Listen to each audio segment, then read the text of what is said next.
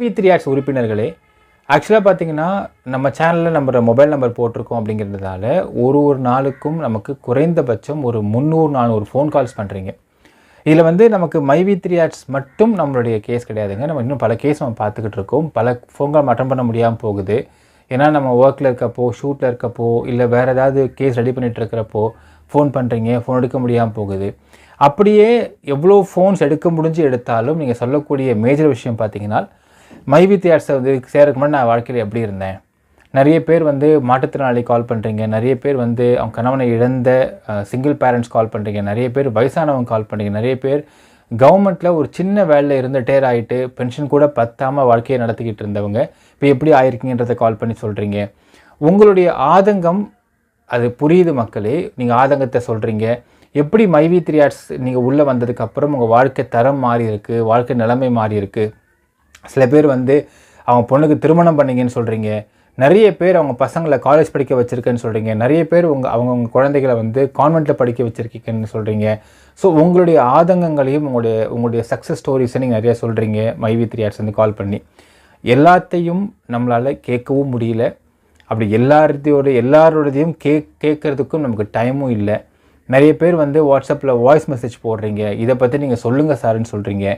நம்ம என்ன ரெக்வஸ்ட் ஆசைப்படுறோம் மக்களே, நிறைய பேர் இன்னும் முக்கியமாக பார்த்தீங்கன்னா நிறைய பேர் ஃபோன் போட்டு, சார் நாங்கள் இவ்வளோ வாழ்க்கையில் முன்னேறி இருக்கோம், இந்தளவுக்கு வி3 ஆட்ஸ் எங்கள் வாழ்க்கையை முன்னேற்றி இருக்குது, இந்தளவுக்கு நாங்கள் வாழ்க்கையில் வந்திருக்கோம். இப்போது கடந்த 4 மாதமாக வந்து இவன் பண்ண கூத்தால், இவனுங்கெல்லாம் பண்ண வேலையால் எங்களுக்கு பேமெண்ட் வர மாட்டேங்குது, இந்த கம்பெனி எங்களை எங்கேயுமே ஏமாற்றலை சார், கம்பெனி எங்களுக்கு சூப்பராக தான் இருக்குது, இதை பற்றி நாங்கள் எங்கே சார் போய் சொல்லணும் கேட்டுட்ருக்கிறீங்க. ஸோ தயவுசெய்து நான் சொல்கிறேங்க, சப்போஸ் உங்களுடைய இந்த விஷயங்களை நீங்கள் சொல்ல வேண்டும் என்றால் நீங்கள் போய் எங்கிட்ட சொல்கிறத விட, ஏன்னா எங்கிட்ட சொன்னால் நாங்கள் மீடியாவில் தான் போட முடியும், அது எல்லாரையும் மீடியாவில் போடுறதும் சாத்தியமற்ற விஷயம். உங்களுடைய சக்ஸஸ் விஷயங்களையும் வி3 நீங்கள் எப்படி வாழ்ந்திருந்தீங்க, எப்படி இருந்து எப்படி வாழ்க்கையில் மாறியிருக்கிறீங்க அப்படிங்கிற விஷயத்தை என்னிடத்தில் சொல்வதை விட நீங்கள் இந்த கேஸை விசாரிக்கக்கூடிய யூடபிள்யூ கிட்ட போய் சொல்லுங்கள். ஸோ EOW தான் இதனை கேட்க வேண்டிய நபர்கள். ஏன்னா அவங்ககிட்ட போய் நீங்கள் முறையிடுங்க. அதாவது நீங்கள் வந்து தமிழ்நாடு பூரா இருக்கலாம், நீங்கள் பல ஸ்டேட் விட்டு தாண்டி கூட இருக்கலாம். ஸோ நீங்கள் உங்கள் டிஸ்ட்ரிக்டில் இருக்கக்கூடிய EOW ஆஃபீஸ்க்கு போங்க. EOW ஆஃபீஸ்க்கு போனீங்கன்னால் அந்த இடத்துல போயிட்டு நீங்கள் 200 பேரோ 300 பேரோ 400 பேரோ ஒவ்வொரு டிஸ்ட்ரிக்ட் எவ்வளோ பேரோனாலும் போங்க. நீங்கள் எங்ககிட்ட ஃபோன் போட்டு சொல்லக்கூடிய உங்கள் ஆதங்கங்களை நீங்கள் ஒரு பேப்பர் எடுத்து ஃபஸ்ட்டு எழுதிக்கோங்க மக்களே, ப்ராப்பராக எழுதிக்கோங்க. எப்படி உங்கள் வாழ்க்கையில் இருந்தீங்க முன்னாடி, இப்போ எப்படி வி3 சேர்ந்து எப்படி மாறி இருக்குது உங்கள் வாழ்க்கை அப்படிங்கிறத ப்ராப்பராக எழுதிக்கோங்க. எழுதிக்கிட்டு உங்களையும் இந்த வழக்கில் சாட்சியாக விசாரிக்க சொல்லி நீங்கள் முறையிடலாம். அதற்கு சட்டத்தில் இடம் இருக்கிறது. நீங்கள் எங்ககிட்ட ஃபோன் போட்டு சொல்கிறத விட உங்களுடைய விஷயங்களை அந்த அதிகாரிக்கிட்ட போய் நீங்கள் சொல்கிறதுக்கு நீங்கள் முறையிடலாம். இப்போ 2 விஷயம் இருக்குது. சார் சென்னையில் இல்லை சார், நாங்கள் சென்னை அதிகாரி தான் விசாரிக்கிறாருன்னு சொல்கிறாங்க. நீங்கள் நாங்கள் வெவ்வேறு ஊர்களில் இருக்கோம், வெவ்வேறு டிஸ்ட்ரிக்டில் இருக்கோம். எங்கள் டிஸ்ட்ரிக்டில் இருந்து நாங்கள் ஒரு 200 பேர் 300 பேர் சேர்ந்து போய் ஒருத்தவரும் தனித்தனியாக அவங்களுடைய ஸ்டோரிஸை நாங்கள் கொண்டு போய் பேப்பராக கொண்டு போய் கொடுத்தோம்னா, இல்லை நீங்கள் இங்கே கொடுக்கறது வேஸ்ட்டு, சென்னைக்கு போங்கன்னு சொல்கிறாங்க சார் அப்படின்னீங்களா, அப்படி அவங்க சொல்வதற்கு எந்த அதிகாரமும் கிடையாது.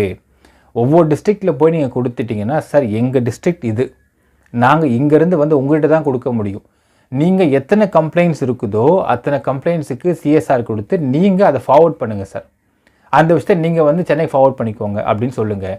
அவர்கள் அதனை ஃபார்வர்ட் செய்வார்கள். சப்போஸ் அவங்க வந்து ஏற்க மறுக்கிறார்கள் என்றால், சார் நான் ஏற்க மாட்டோம், உங்கள் கம்ப்ளைண்ட் நாங்கள் ஏற்க மாட்டோம், இது நாட் கம்ப்ளைண்ட், இது ரெப்ரசன்டேஷன், நாங்கள் ஏற்க மாட்டோன்றது எழுதி கொடுத்துருங்க சார், நாங்கள் கோர்ட்டுக்கு போகிறோன்னு சொல்லி நீங்கள் கேட்கலாம். இதற்கும் சட்டத்தில் இடம் இருக்கிறது. ஒரு EOWவில் ஒரு இடத்துல கம்ப்ளைண்ட் கொடுக்கறதுக்கு எப்படி, இப்போ உதாரணத்துக்கு பார்த்தீங்கன்னா இந்த வழக்கை எடுத்துக்கலாம். எப்படி பல டிஸ்ட்ரிக்டில் இருக்கிறவங்கள கம்ப்ளைண்ட்டுக்கு வான்னு இந்த ஃப்ராடு கூப்பிட்டுருக்கானோ, அதே மாதிரி நீங்கள் உங்கள் ரெப்ரசன்டேஷனை எங்களை சாட்சியாக போய் விசாரிங்க, நாங்கள் இதுக்கு சாட்சி அப்படிங்கிறதை நீங்கள் எங்கே வேணால் கொடுக்கலாம். அதற்கு சட்டத்தில் இடம் இருக்கிறது.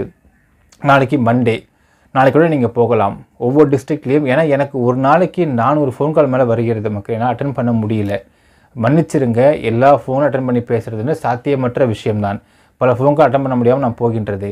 அப்படி பார்க்கும் பொழுது ஒவ்வொரு டிஸ்ட்ரிக்ட்லேயும் ஒரு 200 பேரோ 300 பேரோ டிஸ்ட்ரிக்ட் வைஸ் நீங்கள் அந்த EOW ஆஃபீஸுக்கு உங்களுடைய தனிப்பட்ட உங்கள் வாழ்க்கை எப்படி இருந்தது. நிறைய பேர் மாற்றுத்திறனாளி கால் பண்ணுறீங்க. மாற்றுத்திறனாளி கால் பண்ணுறப்பலாம் எனக்கு அழுகிறீங்க. நீங்கள் என்கிட்ட ஃபோன் போட்டு உங்கள் ஒருத்தர் ஃபோன் காலுமே 15 மினிட்ஸ் இல்லை 10 மினிட்ஸ் மேலே நீங்கள் எடுத்துக்கிறீங்கன்றப்போ என்னால் அதுக்கு டைம் கொடுக்க முடியாது. அதனை நீங்கள் உங்களுடைய எல்லாத்தையுமே நீங்கள் பேப்பரில் எழுதுங்க. ப்ராப்பராக உட்காந்து எழுதலாம். எழுதி நீங்கள் கீழே வந்து இந்த கம்பெனி சார்பாக விசாரணை போய்கொண்டிருக்கிறது என்று நாங்கள் தெரிந்து கொள்கிறோம். இந்த கம்பெனி வழக்கில் எங்களையும் சாட்சியாக சேர்த்து நீங்கள் விசாரிக்க வேண்டுகிறோம் அப்படின்னு போட்டு நீங்கள் உங்கள் ரெப்ரசன்டேஷன் தாராளமாக தரலாம். ஏனால் இந்த வழக்கில் விசாரணை அதிகாரிகிட்ட நீங்கள் முறையிடுவது தான் சரியான விஷயமாக இருக்கும். அதற்கு உங்கள் சட்டத்திலையும் இடம் இருக்கிறது. இதுக்கு லாஃபுல்லாகவும் விஷயந்தான் இது.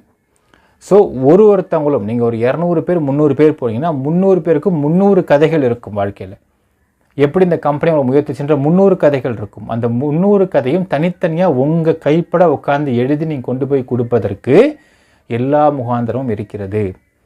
நீங்கள் அதை செய்யுங்க மக்களே. So I keep a request year. பல ஃபோன் கால்ஸ் எடுக்க முடியாமல் போயிருக்கும். எங்களால் வந்து எல்லாத்தையும் அட்டன் பண்ண முடியாது. சில பேர் வருத்தப்பட்டு மெசேஜ் பண்ணுறீங்க, எங்கள் ரிப்ளை கூட பண்ண முடியல. சில பேர் வாய்ஸ் அனுப்புகிறீங்க. அந்த வாய்ஸ் மட்டும் 20 நிமிஷம் 30 நிமிஷத்துக்கு போகுது.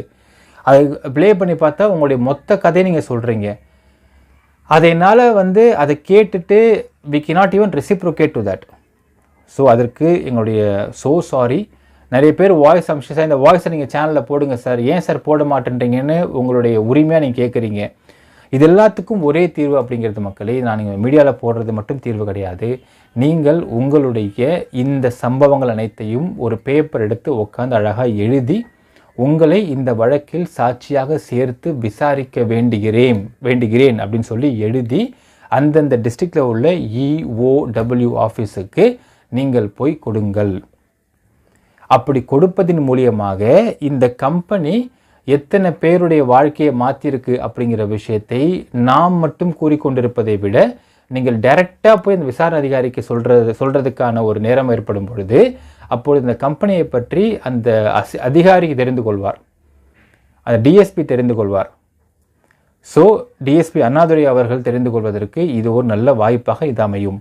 ஸோ என்னிடத்தில் சொல்வதை விட நீங்கள் எழுதி கொண்டு போய் அந்த டிஸ்ட்ரிக்ட் EOW ஆஃபீஸில் போய் கொடுத்தீங்கன்னால் உங்களை சாட்சியாக அழைத்து விசாரிக்கும் பொழுது இந்த கம்பெனி பற்றி உங்களுடைய அபிப்பிராயம் என்ன, உங்களுடைய வாழ்க்கை எப்படி மாற்றிருக்கு அப்படிங்கிற எல்லாத்தையும் அந்த அதிகாரி தெரிந்து கொள்வதன் மூலியமாக மட்டும்தான் விஷக்கிருமிகள், ஃப்ராடுகள், டுபாக்கூறுகள் கண்டமேனிக்கு இந்த கம்பெனி அலிகேட் பண்ணுறதை அழிக்க முடியும் அப்படிங்கிறதை நீங்கள் ஃபர்ஸ்ட் நம்ப வேண்டும். ஸோ நீங்கள் அங்கே போய் கொடுங்க மக்களே. நான் அதான் ரெக்வஸ்ட் வச்சுக்க ஆசைப்பட்றேன்.